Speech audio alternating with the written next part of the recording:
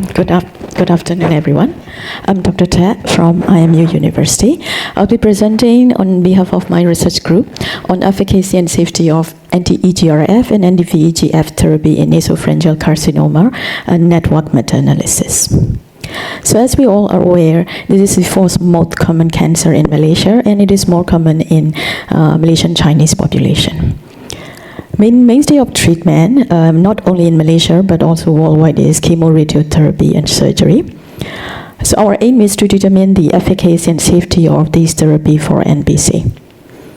So we follow the PRISMA NMA guideline and research from the main databases such as OVID, PubMed, Central, and trial registries. Cochrane Risk Bias 1.0 tool is used, and non-software such as Covidence, RevMan, Web, and Stutter 18 was used. This is our PICOS population, and NPC, any grade regardless of staging and age and gender, and the EGRF and NVEGF with or without chemoradiotherapy or surgery. And comparison is conventional chemoradiotherapy. And outcome that we look for are overall survival, progression-free survival, partial response, and complete response, as well as reported adverse effects. Randomized control trials are included.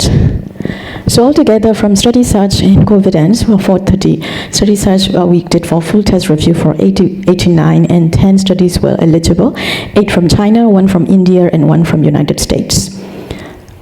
Regarding the methodological quality assessment, majority of them are low or unclear in terms of selection bias and allocation concealment, but high risk of bias in performance bias and detection bias. But it is understandable that sometimes interventional therapies cannot be hidden. Included regimes are, as mentioned, and the EGRF and anti-VEGF therapy, and the following drugs are included in the therapy. And these are the network plot from the 4 different outcomes. So this is the summary of our result. So for network meta-analysis, for complete response, 7 studies were included, around 350 participants on both arm comparison, intervention and control arm. 4 intervention with conventional chemotherapies are included. And in terms of treatment ranking, cetuximab is highest, most efficient one, followed by nimotuzumab. But certainty of evidence, great certainty of evidence is low certainty of evidence. Partial response, 7 studies, around 300 in each arm.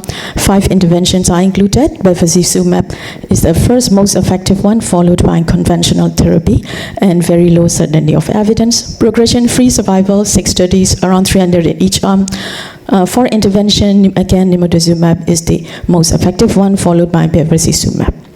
And very low certainty of evidence. Overall survival, 6 study, around 200 in each arm. 5 intervention, nimotuzumab is the highest, most efficient one. For side effect, increased risk of hemorrhage is noted with RR 2.23, about 95% confidence interval does not show the significant impact.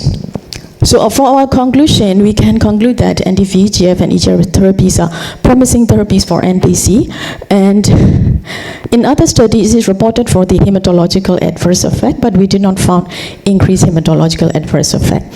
So in summary, our message is, when we look into the NPC guideline for Malaysia, we still do not recommend for the targeted therapy. Probably the cost-benefit analysis might be considering, but some guidelines such as ESMO guidelines, they suggested use for the recurrent or advanced NPC. So therapeutic positioning can be considered, as well as clinical trials on NPC, as well as gene analysis before the treatment, like other clinicians presented during the earlier discussion, should be considered. If they have any EGRF and VEGF expression, I think these therapies should be benefit for the patients.